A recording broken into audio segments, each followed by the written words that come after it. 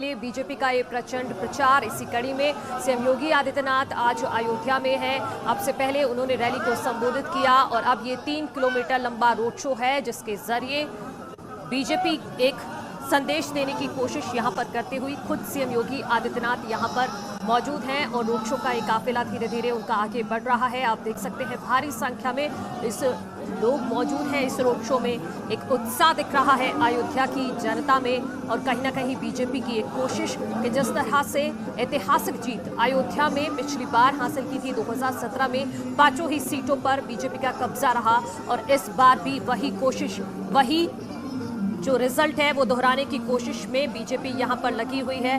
तो सीएम योगी आदित्यनाथ हाथ जोड़कर सभी का अभिवादन करते हुए आप देख सकते हैं आगे बढ़ रहे हैं और भारी संख्या में लोग मौजूद हैं।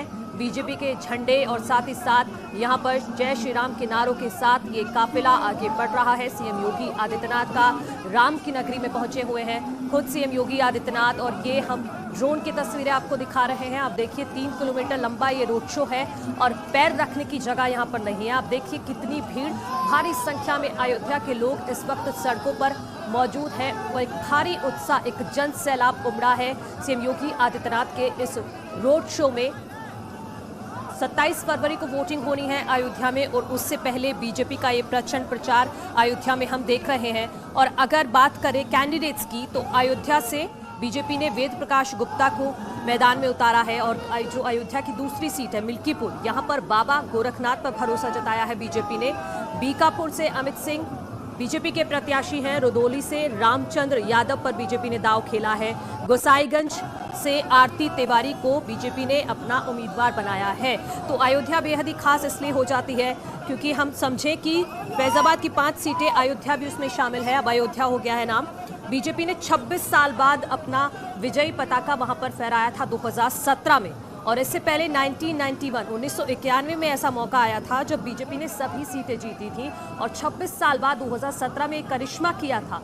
बीजेपी ने 2017 में यहां पर 5 सीटों पर अपना कब्जा जमाया था। तो वही जो परफॉर्मेंस है उसको रिपीट करने की कहीं ना कहीं एक चुनौती है बीजेपी के सामने और 5वें चरण के लिए बीजेपी का ये प्रचंड प्रचार चल रहा है। उसी की तस्वीरें आप देख रहे हैं। सीएम योगी आदित्यनाथ का रोड शो आगे बढ़ रहा है। 3 किलोमीटर लंबा ये रोड शो है, लेकिन आप देखिए कि जिस तरह से भीड़ यहाँ पर है, जिस तरह से लोगों का उत्साह देख रहे हैं हम कि लोग घरों के बाहर अपनी बालकनी में आ रहे हैं और एक झलक पाने के लिए सीएम योगी आदित्यनाथ की वो आतुर दिख रहे हैं। तो लग रहा है कि 3 किलोमीटर का भले ही ये रोड शो है, लेकिन काफी लंबा वक्त यहाँ पर लगेगा क्योंकि जो भीड़ है, जो उत्साह है वो देखते ही बन रहा है।